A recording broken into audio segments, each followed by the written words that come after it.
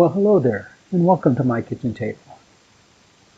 Today, I want to just add to the last video I made regarding Israel's 70th anniversary and the prophecy from Psalm 90. One of the things that Jesus told his disciples to look for was to look for the signs of the end. One of the things he got on the Pharisees for was because they could tell signs of the weather, but they couldn't tell the signs of Jesus coming. So that's what I want to get into. Before I actually get into that, I do want to reiterate that I was not, in that last video, I was not date setting for Jesus' return. I do believe we can expect him in the next 10 years.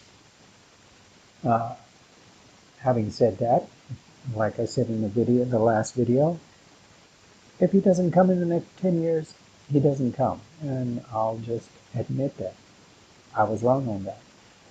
But what I want you to look at is in Matthew 24. This is where Jesus gives his apostles, his disciples, the signs of the end times. And after he goes through it all, including the time of his return, in verse 32, Jesus says, "Now learn this parable from the fig tree. When its branch has already become tender and puts forth leaves, you know that summer is near. So you also, when you see all these things, know that it is near, at the doors. Assuredly, I say to you, this generation will by no means pass away till all these things take place. Heaven and earth will pass away, but my words will by no means pass away."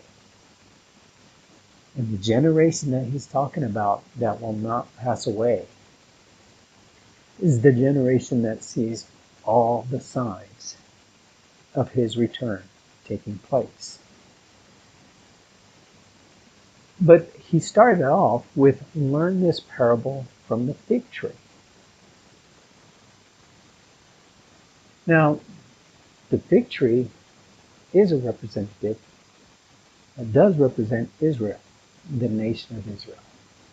We see that in the Old Testament in many places, and we see it in prophecy as well.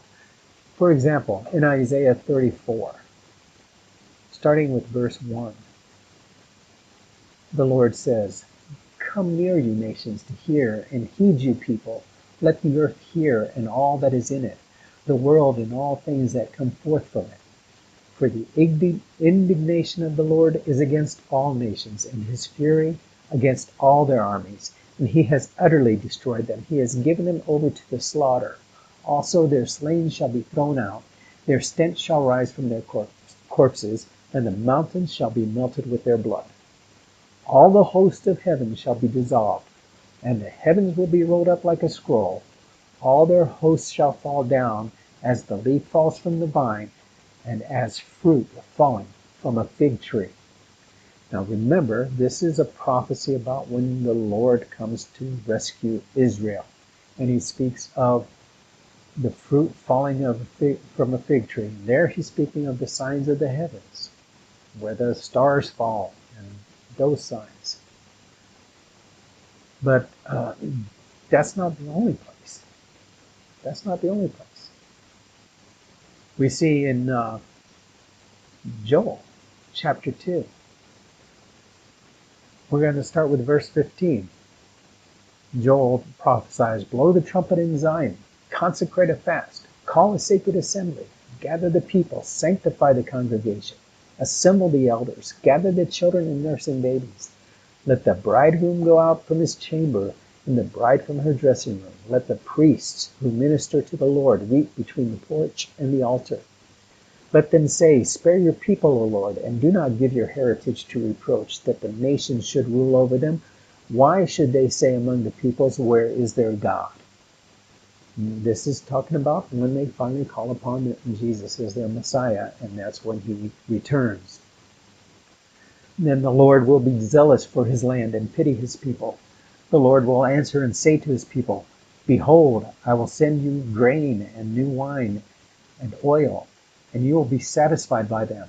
I will no longer make you a reproach among the nations, but I will remove far from you the northern army, and will drive him away into a barren and desolate land, with his face toward the eastern sea and his back toward the western sea. His stench will come up, and his foul odor will rise, because he has done monstrous things. Fear not, O land. Be glad and rejoice, for the Lord has done marvelous things. Do not be afraid, you beasts of the fields, for the open pastures are springing up, and the tree bears its fruit. The fig tree and the vine yield their strength. Throughout the Old Testament, you see Israel pictured as the fig tree and the vine. You see it back in Judges, you see this. You see it throughout the Old Testament. Whenever they're talking about the fig tree and the vine, they're talking about Israel. Another prophetic reference. This is after the Messiah has returned and conquered and set up his kingdom on earth. Micah chapter 4, verse 1, Now it shall come to pass in the latter days that the mountain of the Lord's house shall be established on top of the mountains, and shall be exalted above the hills, and the people shall flow to it. Many nations shall come and say, Come, and let us go up to the mountain of the Lord, to the house of the God of Jacob. He will teach us his ways, and we shall walk in his paths. For out of Zion the law shall go forth, and the word of the Lord from Jerusalem. He shall judge between many peoples, and rebuke strong nations afar off. They shall beat their swords into plowshares, and their spears into pruning hooks.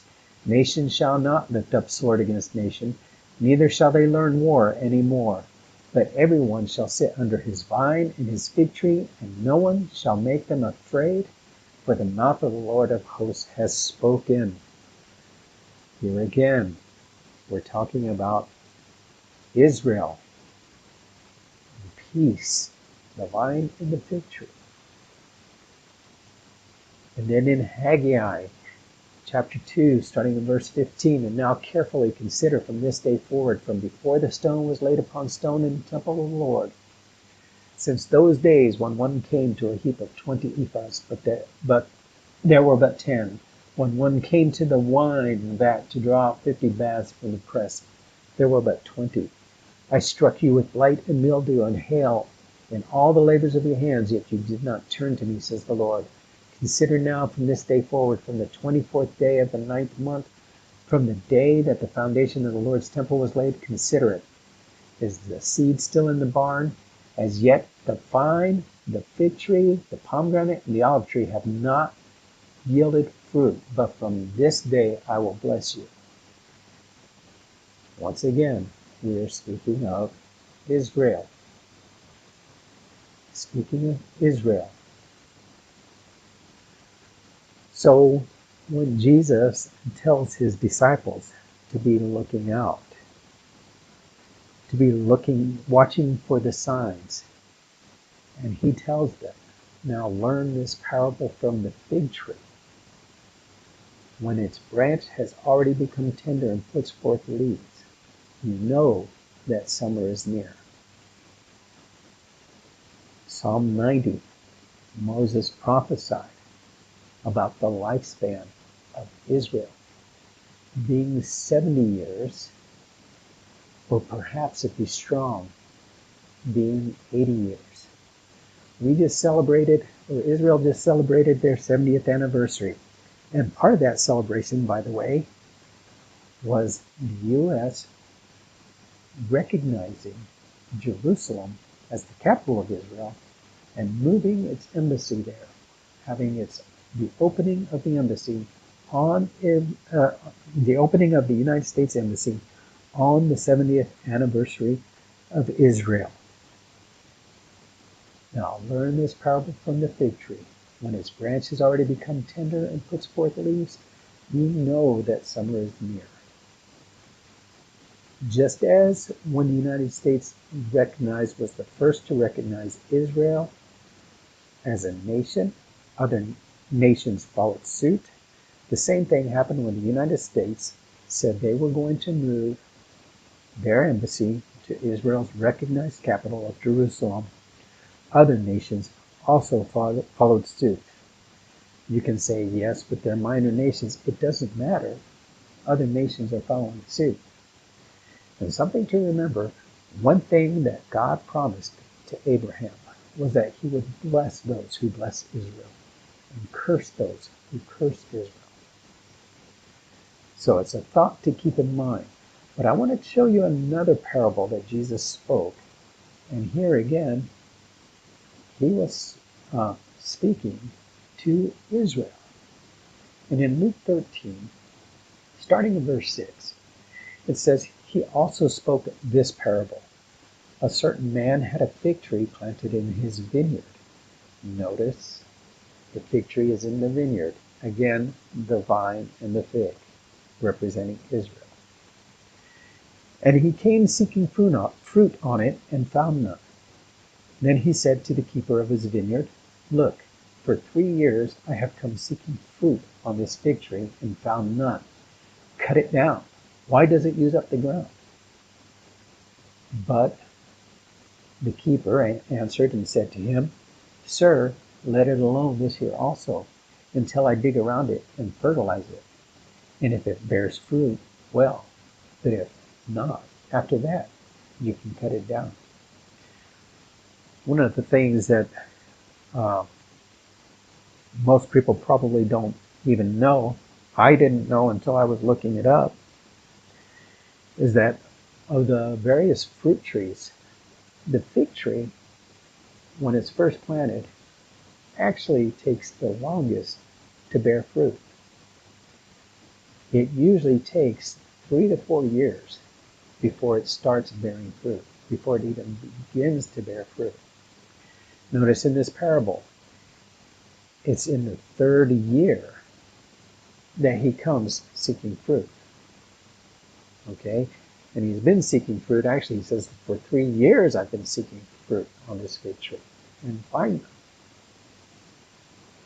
But his caretaker, his gardener, the keeper of the vineyard says, no, wait, let it alone this year. I'll dig a trench around it to water it, to fertilize it, and then you can come back next year.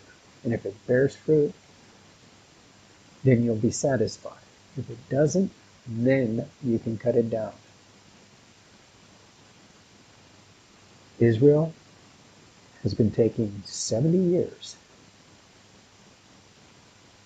from the time of their founding to their 70 years. They have not borne any fruit. But now we see events in the world moving and evolving to the point where Israel is going to have to call on their Messiah for their salvation. We see Iran threatening war, but Iran's not the only one. Remember, I've said before, I believe that a revived Ottoman Empire is going to be the empire of the Antichrist. And what are they saying in Turkey?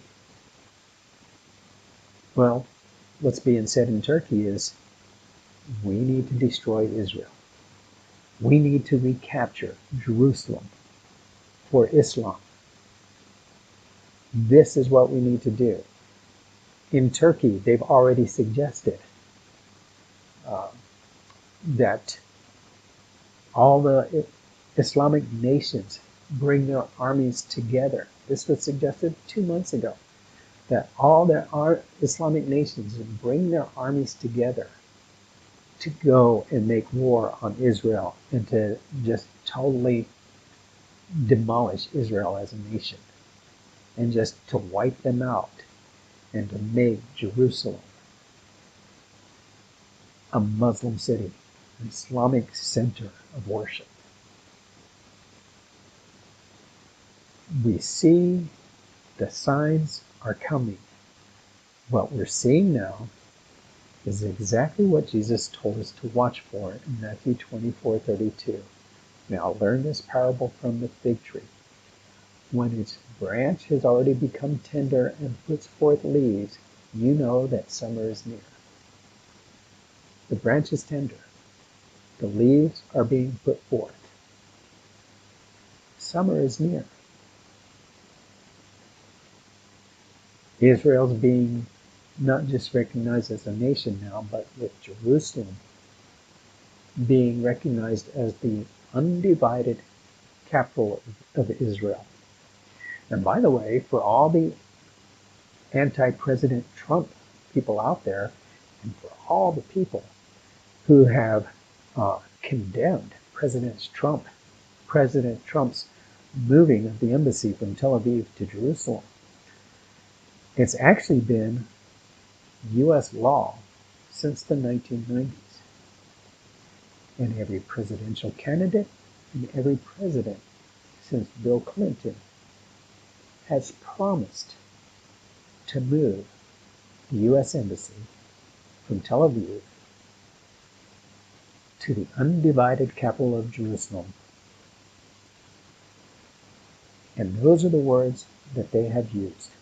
Bill Clinton, George W. Bush, and Barack Obama have all called Jerusalem the undivided capital of Israel, and they have all made the pledge that they would follow the law that was passed in the 1990s that declared Jerusalem the undivided capital of Israel, and that stated that the United States Embassy would be moved to the undivided capital of Jerusalem. Only President Trump has not just made the promise, but fulfilled the promise. So why are all these people, why are all these media outlets and politicians so upset with what President Trump did?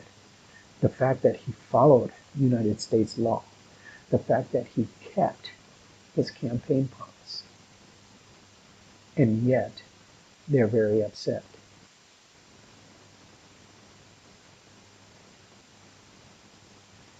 Folks, it's time to be watching for the signs.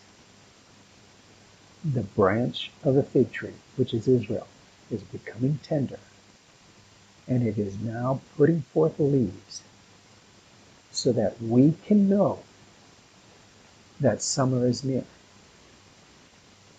And with that knowledge, we need to start watching for even more signs and be prepared for the return of Jesus Christ. Thank you so much for joining me at my kitchen table, and we'll see you next time.